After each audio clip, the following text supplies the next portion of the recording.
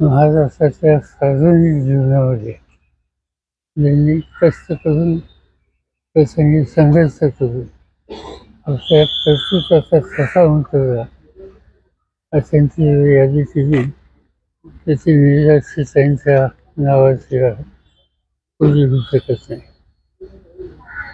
त्यांचा परिवार हा गुरुगामी विचाराचा होता.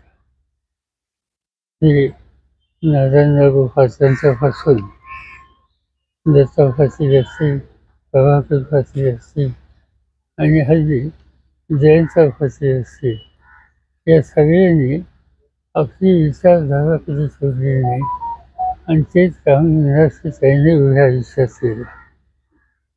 विधिमंडळाचं त्यांचं काम हा लोकांच्या लक्षात आहे आणि महाराष्ट्राच्या मंत्रिमंडळात सुद्धा विशेषतः रायगड जिल्ह्याच्या प्रश्नांच्या सोडवणुकीसाठी अत्यंत जागरूकपणाची भूमिका त्यांनी कायम घेतली.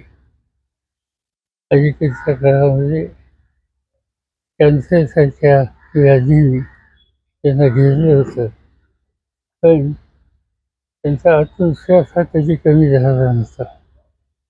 त्याही काळात त्यांची माझी एक दोनदा भेटी झाल्या, पण प्रकृती ठीक नव्हती, पण विचार मात्र ठीक होता. आज आपण त्यांना ओळखलो एका कर्तृत्वान संघर्षशील नेतृत्वाला महाराष्ट्र माझी श्रद्धांजली.